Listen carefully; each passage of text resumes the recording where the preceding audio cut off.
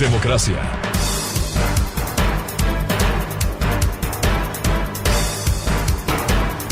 ...7:39 en el territorio continental ecuatoriano, buscando la verdad en la revista de opinión Democracia. Queremos saludar a nuestros siguientes invitados: un reconocido jurista, columnista de diario El Universo, el doctor Hernán Pérez Luz, y la colega periodista Talía Flores, del portal Primicias, corresponsal de ABC de España. Les invitamos a un diálogo sobre este tema vinculado con la situación política que estamos viviendo en el Ecuador. ¿Qué hacer con esta Asamblea Nacional? No terminan de burlarse diariamente, incluso, como hemos dicho, con asambleístas tramposos, con asambleístas cínicos y que están impunes, que toman el caso del hackeo.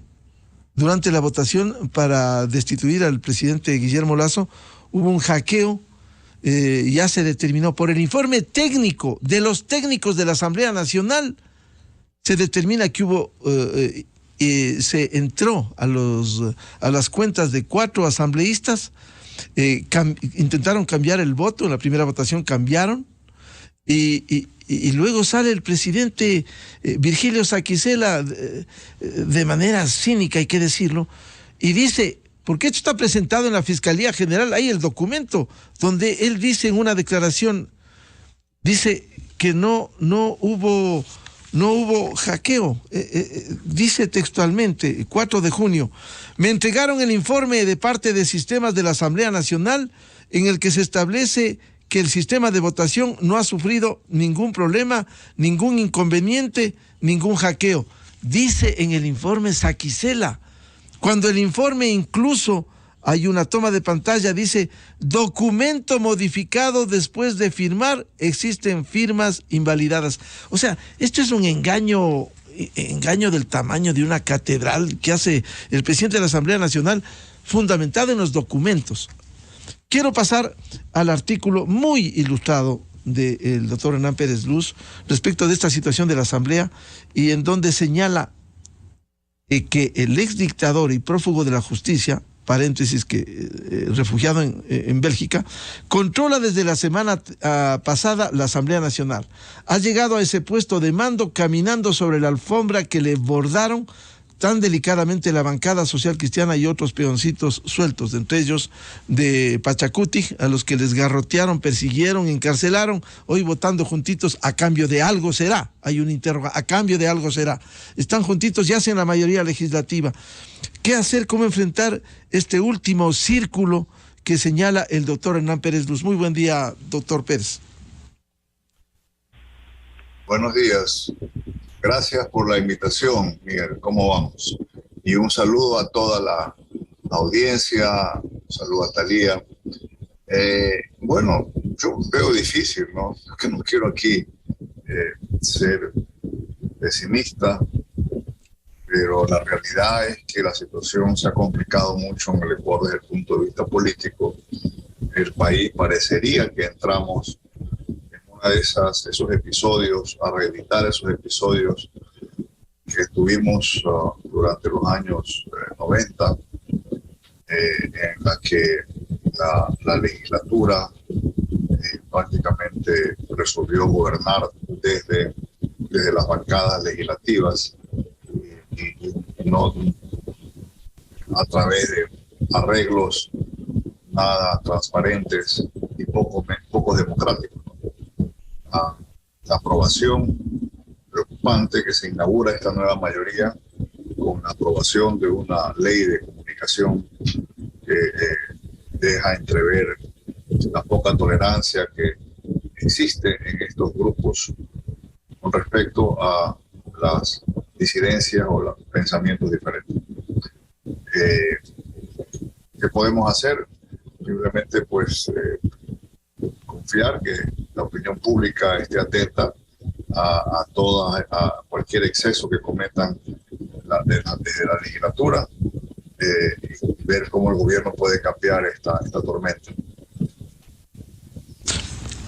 Doctor Pérez, resulta cuesta arriba cambiar este panorama cuando ya se tomaron la conducción de la Asamblea y ahora van a ir por juicios políticos, ya están amenazando al ministro del Interior, el general Carrillo, la toma de los organismos de control.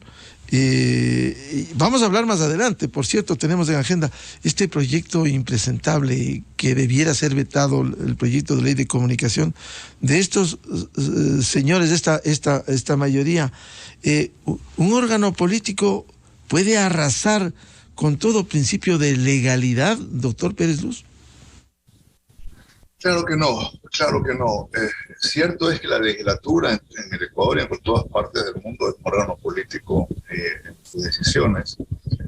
Hay que juzgarlas no necesariamente bajo la estricta y rigurosa lupa de la legalidad, pero eso no quita, no justifica que la legislatura actúe arbitrariamente.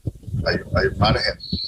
Hay una distancia entre la arbitrariedad que hemos visto, por ejemplo, en la forma como se destituyó a la señora Yori de la presidencia de la Asamblea.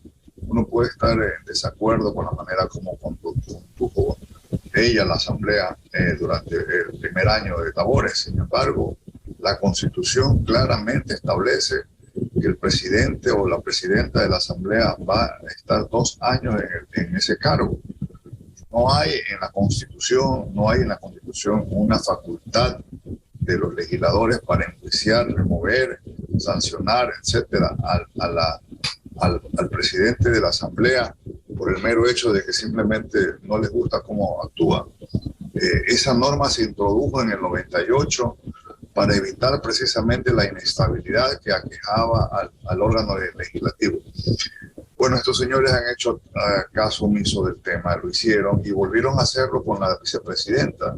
Lo de la vicepresidenta es todavía más extremo el nivel de arbitrariedad, ¿no? Sancionarla porque simplemente propuso una moción en el trámite de un proyecto legislativo de consultarle a la Corte Constitucional. Moción que entiendo no prosperó. Y por ese motivo es suficiente para removerla de un cargo. A ver, eso no tiene presentación, no tiene sentido. Así que a eso me refería yo, de que el órgano político, por ser tal, no tiene que tener, no puede, no debe traspasar mínimos de legalidad en sus actuaciones. Doctor Pérez Luz, quizás hay que hacer conciencia a los ecuatorianos. Cuando usted interroga, dice que estamos en manos de gente, uno de cuyos líderes es el pandillero de la piscina de Miami, a convertirse de repente en crisoles del derecho, adalides de la justicia y héroes de la democracia. ¿En manos de quiénes estamos, doctor Pérez Luz? Claro, la Asamblea o los voceros de la nueva mayoría han comenzado a mandarnos señales a la ciudadanía, casi como con temor de lo que ellos realmente están tratando de hacer, de decirnos que palabras más, palabras menos, que nos tranquilicemos, que no exageremos, que es provechoso para la democracia, un contrapeso frente al Ejecutivo que por el otro lado no creo que resulte una amenaza. No estamos hablando de la presidencia del ingeniero Febres Cordero o del señor Bucarán, etcétera. Resulta ahora que ellos van a ser los guardianes de la democracia porque le van a hacer un contrapeso al Ejecutivo. Y así por el estilo, son estas señales de que van a actuar dentro de los márgenes de la racionalidad. Yo tengo muchas dudas, y creo que esas dudas son compartidas por muchos, de que esta asamblea o esta nueva mayoría va a comportarse dentro de los cánones de la legalidad. La primera cosa que están haciendo es tratando de enjuiciar, remover políticamente al ministro del Interior. El ministro del Interior demostró una capacidad de maniobra para contener la violencia que se desató hace poco en el centro de la Sierra Ecuatoriana. Lamentablemente hubo algunos fallecimientos, pero no hubo la represión que se está tratando acusarlo al señor ministro. Yo veo con mucha preocupación esa decisión de enjuiciarlo al general Carrillo. Bien, quiero dar la bienvenida a la colega periodista Thalía Flores, columnista del portal Primicias, corresponsal del diario ABC de España. Ella escribe antier, este lunes, precisamente un análisis sobre la soledad política del presidente de la República que amenaza su estabilidad. ¿Cómo ve este panorama? Con esta asamblea opositora que busca la desestabilización, que mantiene su agenda y cierta debilidad que nos hace ver este análisis de Thalía Flores. Buen día, Thalía. Buenos días, Miguel. Un saludo cordial a tu gran audiencia y un saludo especial a Hernán Pérez Luz, a la vez que le felicito por su extraordinario artículo. Siempre escribe que da gusto leerle, pero este último círculo, y se refiere al último círculo del infierno, y tiene toda la razón, es realmente maravilloso artículo. Debería leer todo el mundo, está en el diario El Universo. Él dice, hay unas cuantas verdades, y describe y hace una valoración del momento terrible, siniestro que está viviendo el Ecuador en la Asamblea Nacional. Resulta que la Asamblea otra vez está en lo que mejor ha sabido hacer en los últimos tiempos, en su actitud de sumisión. Fueron sumisos cuando estuvo Correa en la presidencia y ahora son sumisos vía telemática, debe ser, vía WhatsApp, debe ser, hasta Bélgica. Lo que han hecho el día de que nombraron las nuevas autoridades y que festejó el bloque correísta realmente es una infamia y de una ilegalidad, como ha descrito muy bien Hernán, que es un especialista en los temas legales, que clama al cielo porque es imposible, pero impresentable en todos los órdenes, haber aprobado también una ley de comunicación, una ley mordaza, y nuevamente ponerle en una situación terrible a la ciudadanía. Ellos siempre piensan que amordazando solamente afectan al periodista y a los medios de comunicación, como en efecto lo hacen, pero el gran perjudicado, la gran perjudicada es la ciudadanía. Ellos en todos los órdenes, esa ley realmente es una infamia absoluta, pero lo de la Asamblea es conmovedor, porque ¿cómo se puede imaginar uno que el nuevo presidente de la Asamblea, que está a las claras, y es muy triste decir eso, que le han puesto ahí a que haga los mandados, le condecore a la señora Pierina Correa en Guayaquil, además de un día glorioso que es para esa ciudad y para el país? Una persona que está en entredicho porque despedazó exactamente la institución por la cual dicen le condecoran por haber sido la primera mujer dirigente deportiva allí. Eso es ya realmente llevarle a la Asamblea, que es el primer órgano, la primera función del Estado, a unos niveles de indecencia, de indecoro que no debería la sociedad soportar.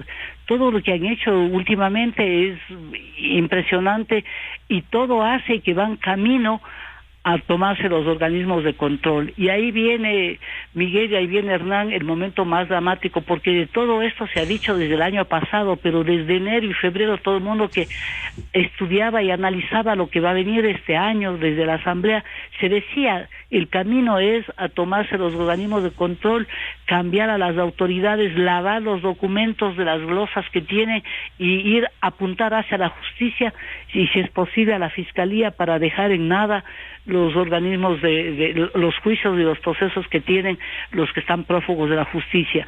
Y ese es el momento donde yo no veo una salida para esta situación tan terrible, porque no van a cejar nunca ellos en intentar echarle de poder también al presidente Lasso.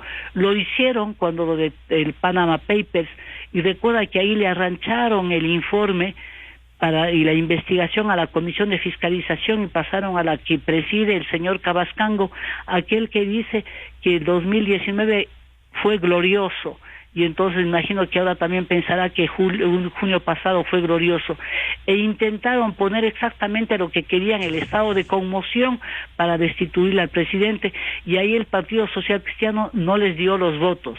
También ahora, en este hecho tan terrible que tú mencionabas y que comentaba Hernán, es realmente también otro episodio conmovedor, porque fue un intento de golpe de Estado telemático, y claro, quedó en en estado de tentativa, ¿no? Pero fue un golpe de estado informático el que quisieron hacer, destituyendo nuevamente al presidente Lasso, intentando, y claro, ahora estaban acompasados por una manifestación por la gente en las calles, y pasan estos hechos, y manipularon, y se nota, como tú dices, en los informes, que manipularon el voto electrónico, y que la asambleísta Vilma Andrade fue la que dio la voz de alerta, y con el video que presenta el asambleísta Basigalupo ya no había quien dude de que se intentó manipular y hacer obviamente ese golpe de estado informático.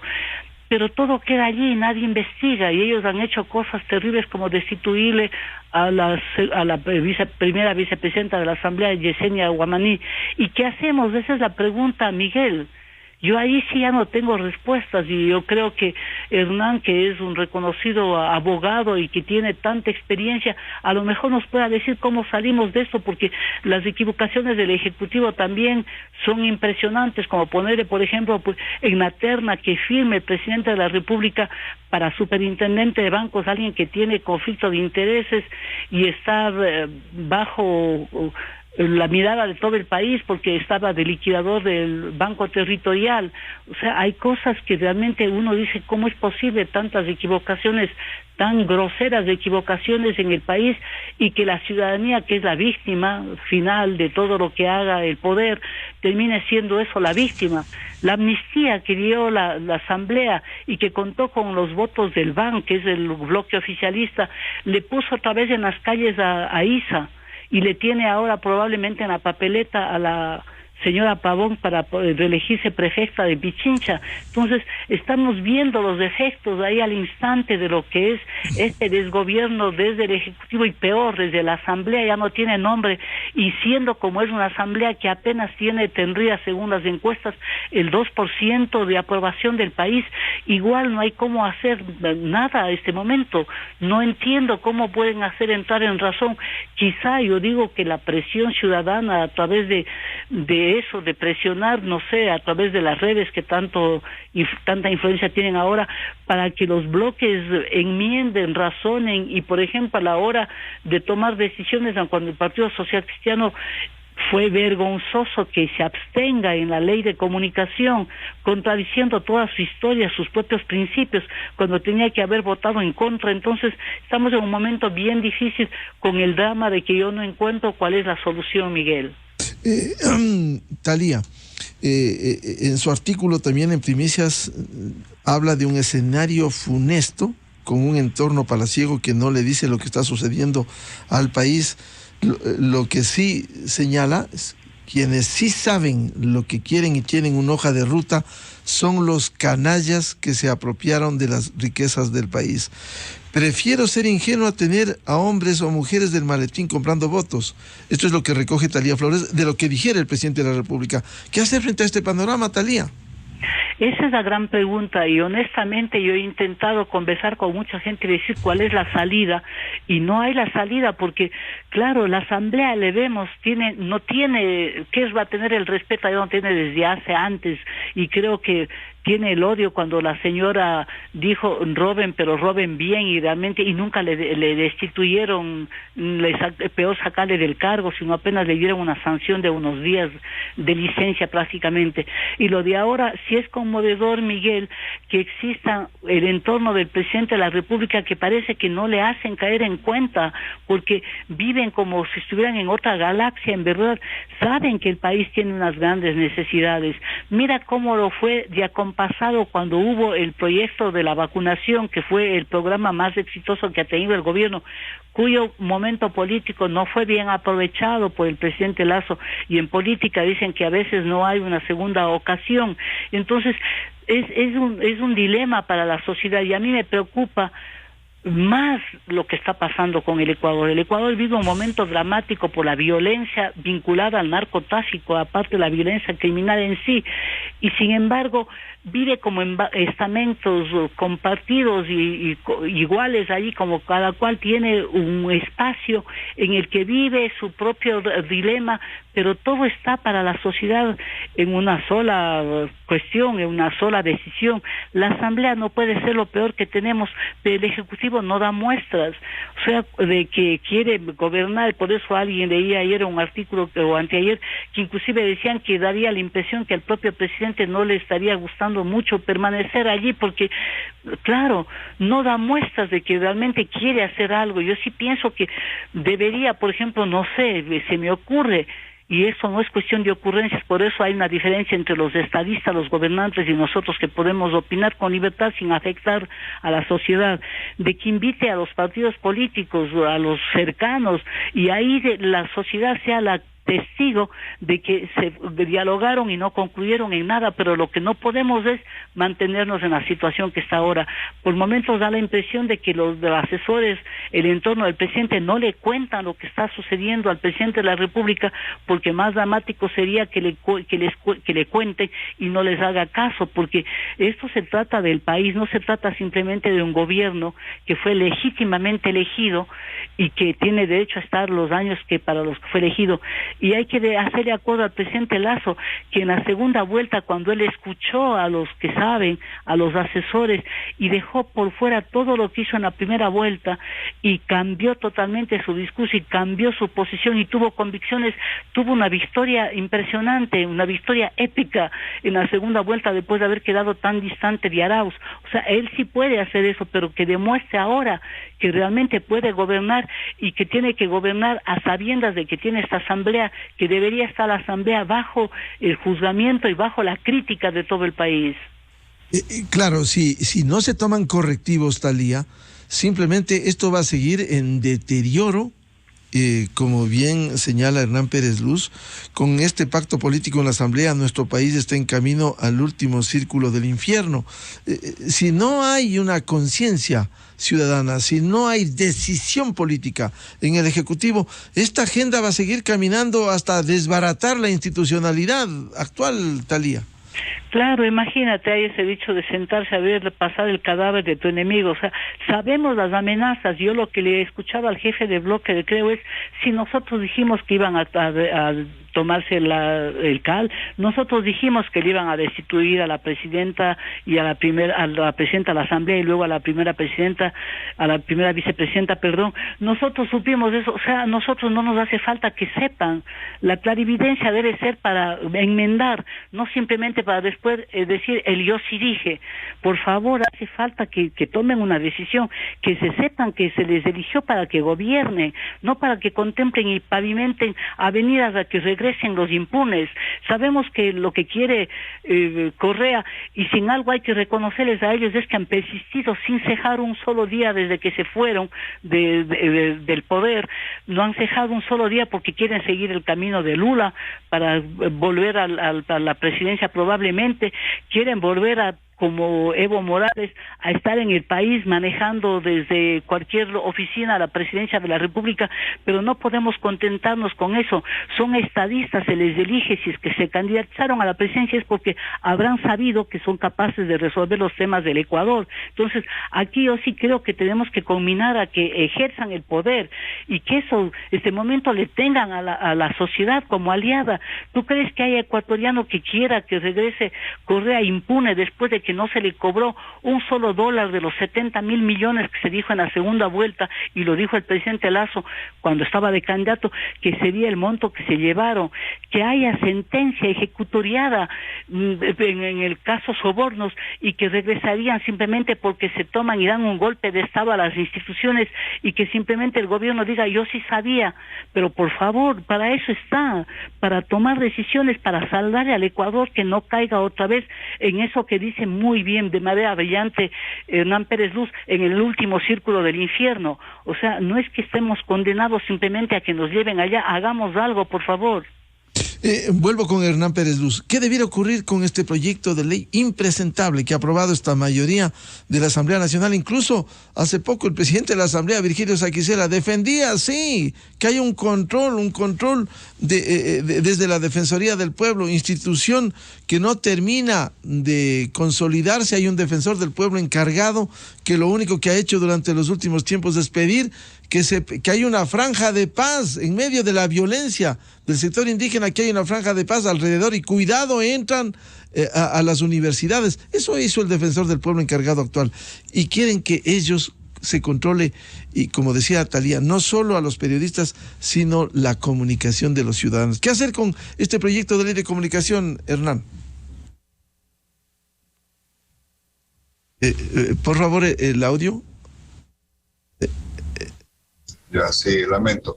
A ver, sí, yo coincido con el diagnóstico que ha hecho Talía. A ver, veamos el tema de la ley. Y quiero hacer un comentario sobre esta ley. Habíamos pensado, muchos ecuatorianos, que esta ley, esta mordaza a la prensa,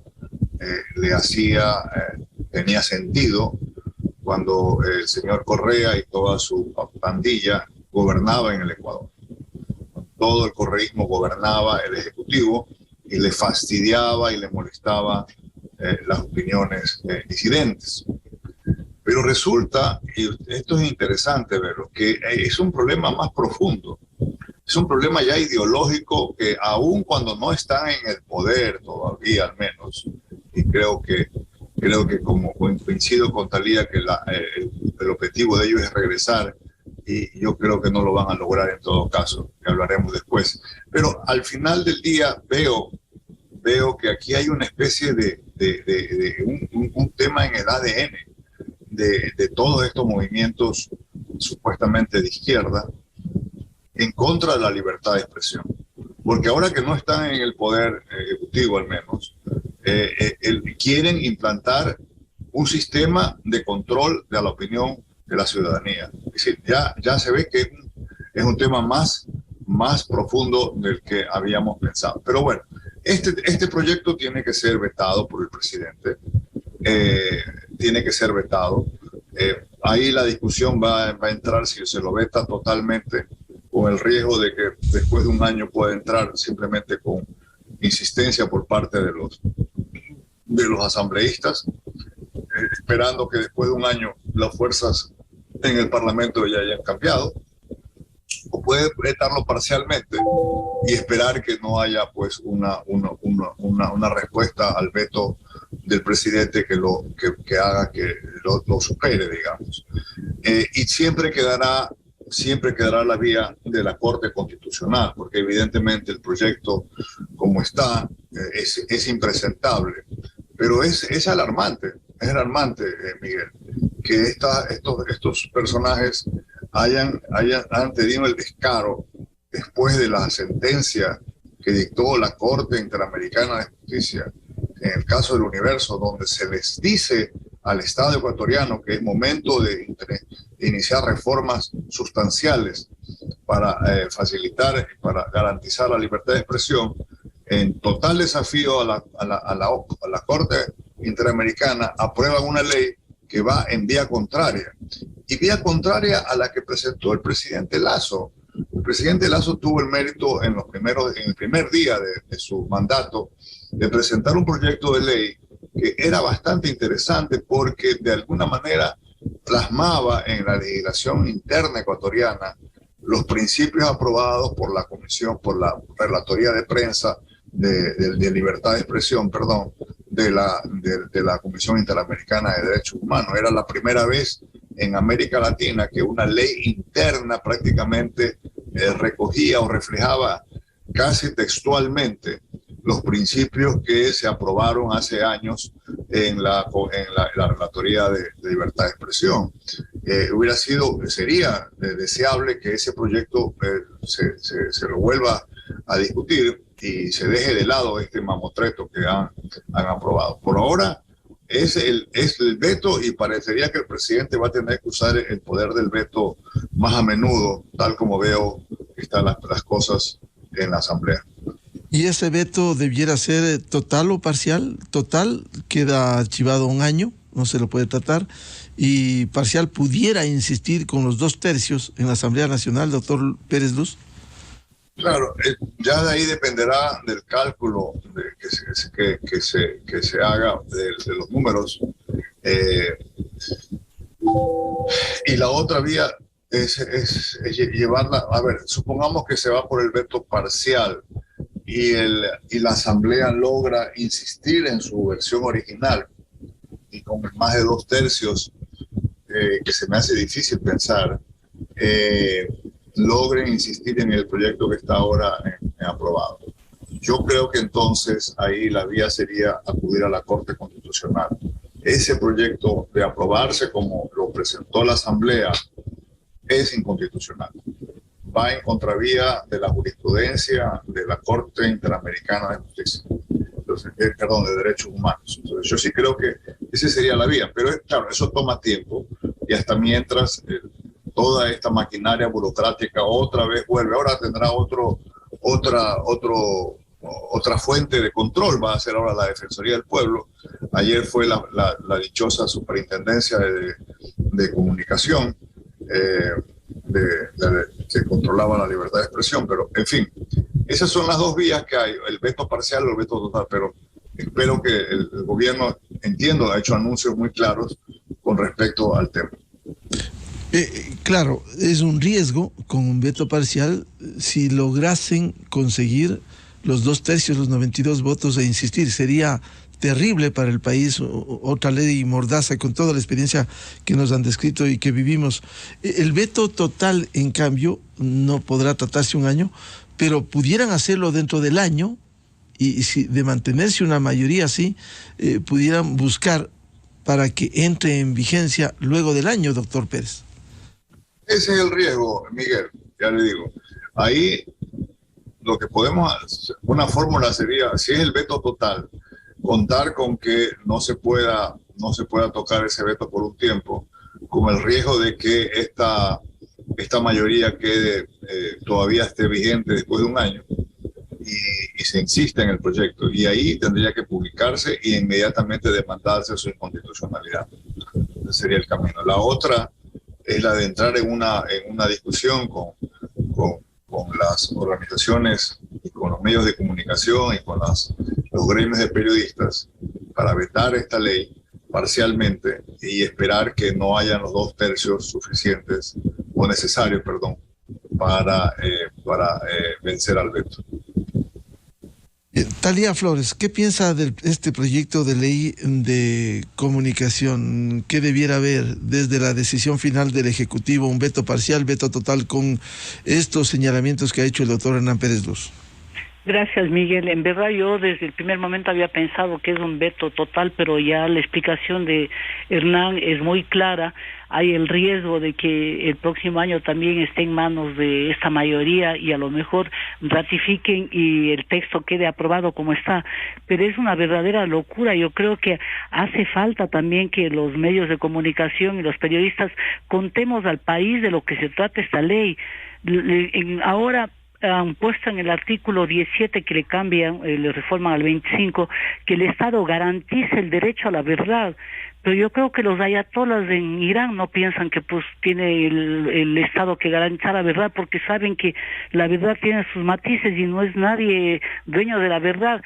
Por favor, estos son unos niveles que no se ha visto nunca antes. Creo que es más grave que lo que existía en la época de Correa y la Superintendencia de Comunicación, a la que ahora le entregan la tarea a la Defensoría del Pueblo, y hemos visto que cuando el defensor del pueblo se equivoca que realmente perjudica mucho a los seres humanos y a la sociedad. Eso de, por ejemplo, de prohibir la censura, claro, ¿quién va a querer que haya censura?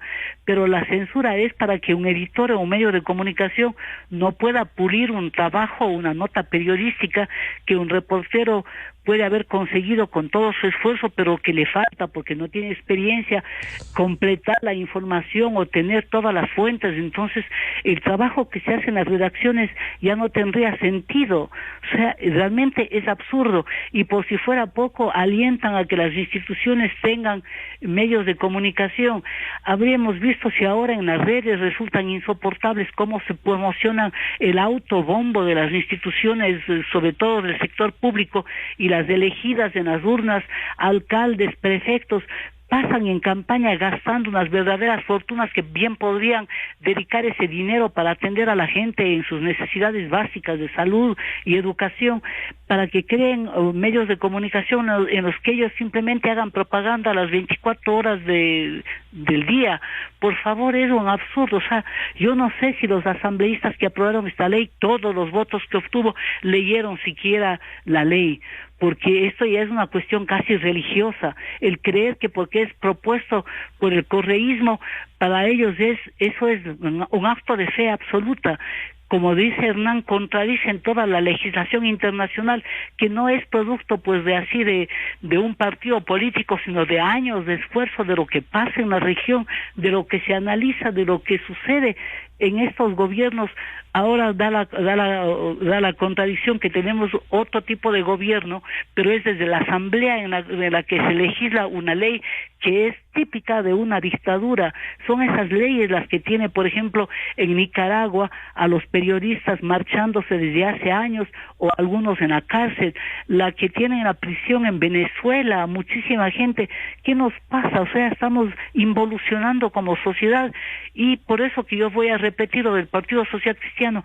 Inclusive la ponente, la que hizo el trabajo, fue la asambleísta Marjorie Chávez, y se aprovecha que ella no está para pasar una ley que estoy segura que ella está en contra de sus propios coidiarios, que se abstuvieron cuando tenían que haber votado en contra. Esta ley es impresentable, Miguel. Sí, citaba el artículo 17 de Thalía, que pasa al 25, sobre que el Estado garantiza el tema de la comunicación. Casi viene a resultar lo mismo, es impresentable, que la ley de comunicación, que no hay que olvidarlo, que se aprobó en esa asamblea de los alzamanos, en el gobierno nefasto del prófugo en Bélgica, se puso la comunicación como servicio público. Viene a ser casi lo mismo, que el Estado es el que garantice al país esto, Thalía. Exactamente. Mira, y el país ya vivió, por eso que yo a ratos pienso que la sociedad también como colectivo somos, y ahí yo soy una más, somos nosotros una parte más. No hacemos nada, no hacemos el papel, porque aquí no solamente es el gremio de los periodistas que ha reaccionado, los periodistas, los analistas, aquí debería ser la sociedad que está organizada, qué sé, las ONGs, los gremios, los empresarios, los trabajadores. Esta ley no puede ser posible que esté aprobada y que haya sido aprobada en la asamblea y que la sociedad simplemente admita, porque es ella la que va a ser perjudicada. O sea, ¿para qué tener una redacción periodística si es que no va a cumplir el trabajo de tener la información exactamente contextualizada, la información, como ya se dijo hace tiempos, pensando que se inventaba en el agua tibia, cuando los periodistas siempre hemos contrastado la información, porque la credibilidad que tiene que tener un medio y un periodista son los valores los más importantes, pero tener una ley de esta naturaleza es totalmente absurdo, y que van a haber unas veedurías, y que esa veeduría va a ser la defensoría, pero por favor, es un retroceso. Yo sí creo que hace falta que el país conozca un poco más la ley para que se apropie de la impugnación a esa ley, y el Ejecutivo vea lo mejor posible. Otra vez regresamos a lo del Ejecutivo. Para eso son estadistas, para esos momentos difíciles se les elige. Por eso que no todos pueden ser presidentes de la República, porque tienen un trabajo, tienen que tener una lucidez extraordinaria, porque tienen que primeramente hacer cumplir la ley, que es su primera obligación, y en segundo lugar eliminar todos los riesgos posibles para una sociedad, y tener otra vez la ley Mordaza aprobada con ese cinismo, con un presidente de la asamblea que juega, que tiene dos máscaras para intervenir como supuestamente intermediario en un diálogo, en un momento grave del país, y al mismo tiempo votar por la destitución. No es creíble nada, y sabemos que no tiene nada bueno lo que está pasando ahora en la asamblea, y esta ley es el ejemplo de lo funesto que puede ser el trabajo a futuro de esa asamblea con esa nueva mayoría. Doctor Hernán Pérez Luz, entre los escenarios que se plantean, el propio asambleísta Fernando Villavicencio ha planteado y ha insistido que es urgente convocar a una consulta popular para cambiar este esquema de la Asamblea Nacional. Usted fue precisamente uno de los ecuatorianos cívicos que en el Comité de Reinstitucionalización se planteó. Lastimosamente no hubo eco en esa Asamblea Nacional desprestigiada la anterior. Volver por una consulta popular. ¿Qué hacer frente a este panorama? ¿O se va a permitir que esta Asamblea siga imponiendo y haciendo lo que le dé la gana a vista y paciencia de los ecuatorianos?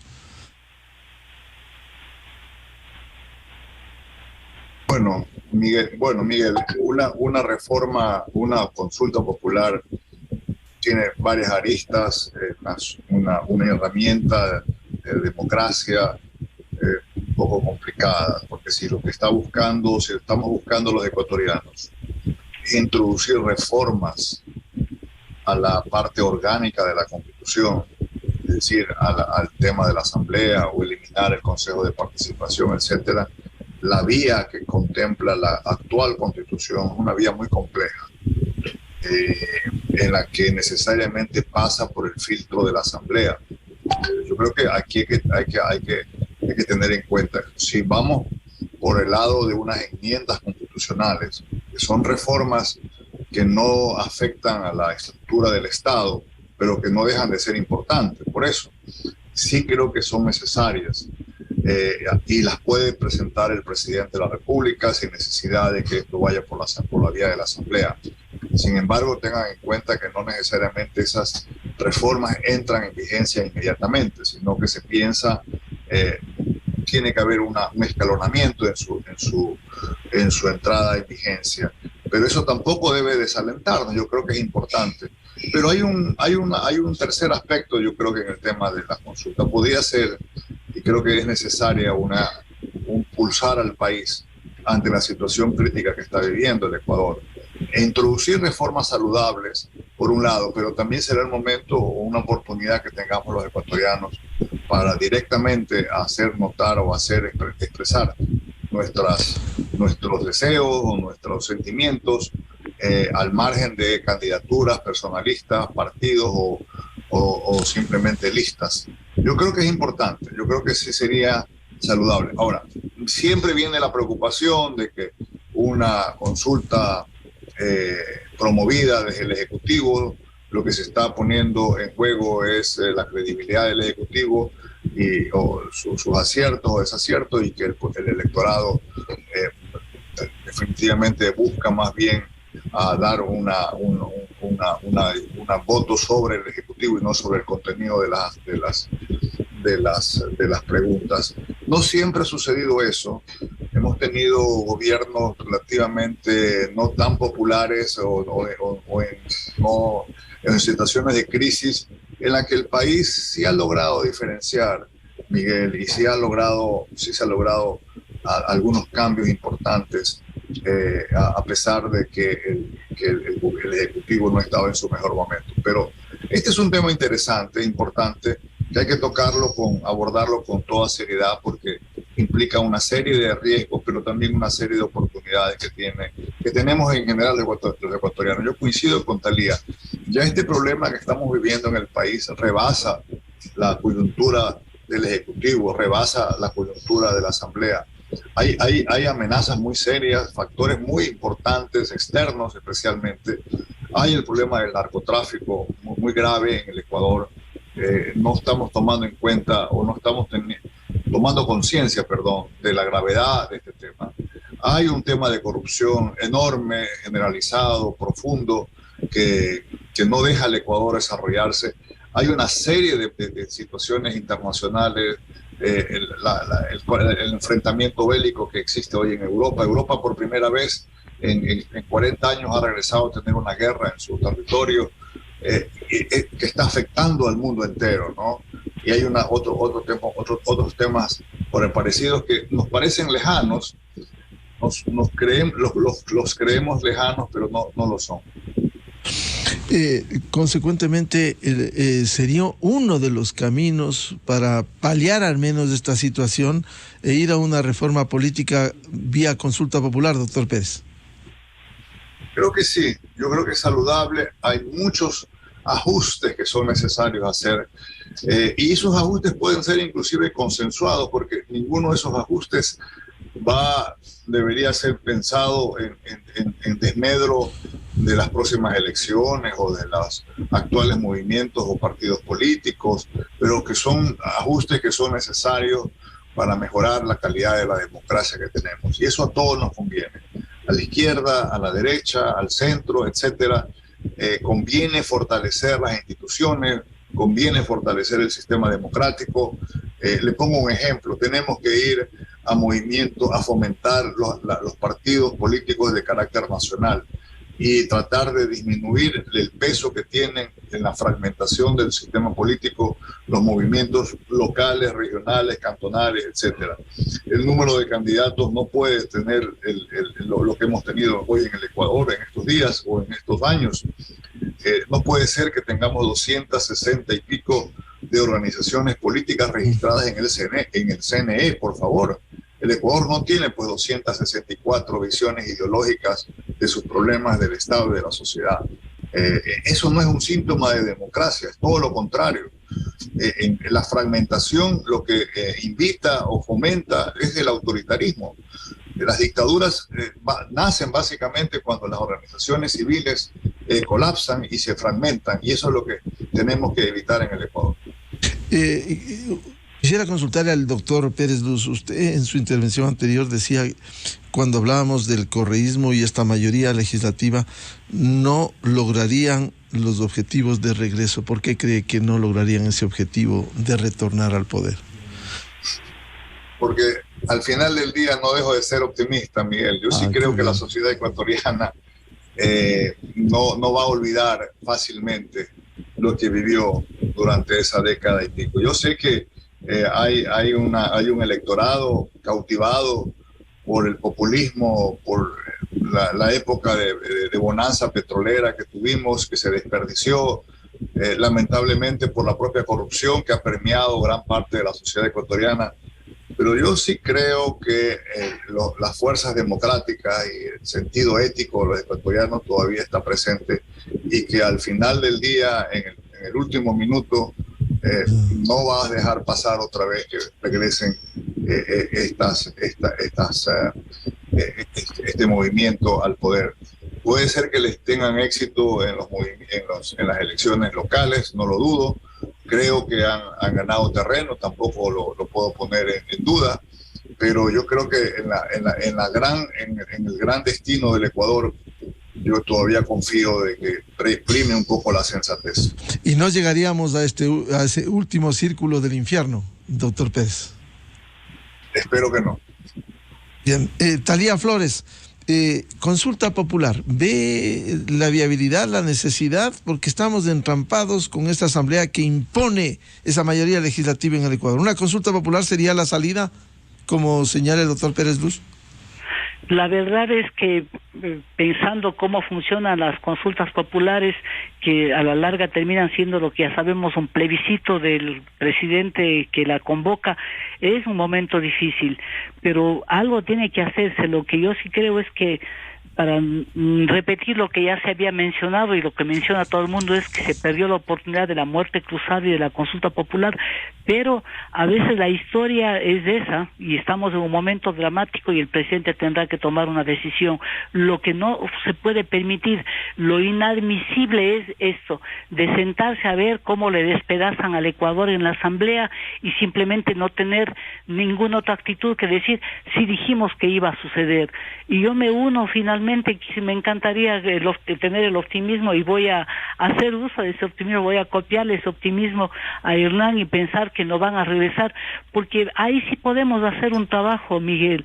Hay que volver a hacer pedagogía, hay que ilustrar al país. El país que no tiene, por ejemplo, las posibilidades de entender todo lo que está pasando es porque las deficiencias que tenemos todos, inclusive los que estamos en comunicación, sobre todo, que a veces nos olvidamos o no encontramos la estrategia efectiva para poner, por ejemplo, sumando todo lo que se robaron de este país, que había solucionado todos los problemas actuales.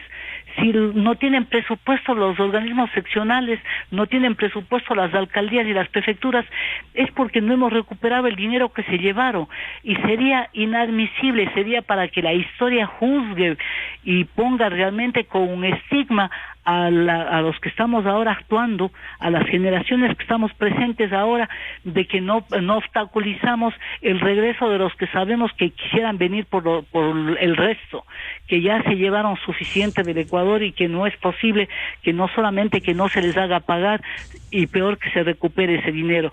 Yo sí creo también que hay que tener confianza en las autoridades de control, en la Fiscalía, en la Corte Nacional de Justicia y en la Contraloría, que hagan su trabajo y que no se sientan débiles, pues o sea, ya tienen en un momento dado que también asumir su papel. Si están en esas funciones tienen que actuar, por ejemplo, dar gracias de que tienen la posibilidad de a través de sus decisiones hacerle justicia a un país que ha sido realmente pisoteado y maltratado como fue durante los años del correísmo en todos los órdenes, que realmente yo creo que tuvo una especie de síndrome. Todos fuimos atacados, cuando no personalmente, creo que los tres que estamos y muchísimos millones más no, pero atacados por el síndrome de Estocolmo, o sea, venerarle al que tenía preso, al que tenía secuestrado a la nación es imposible, y yo sí apelo realmente al Ejecutivo que tome una decisión.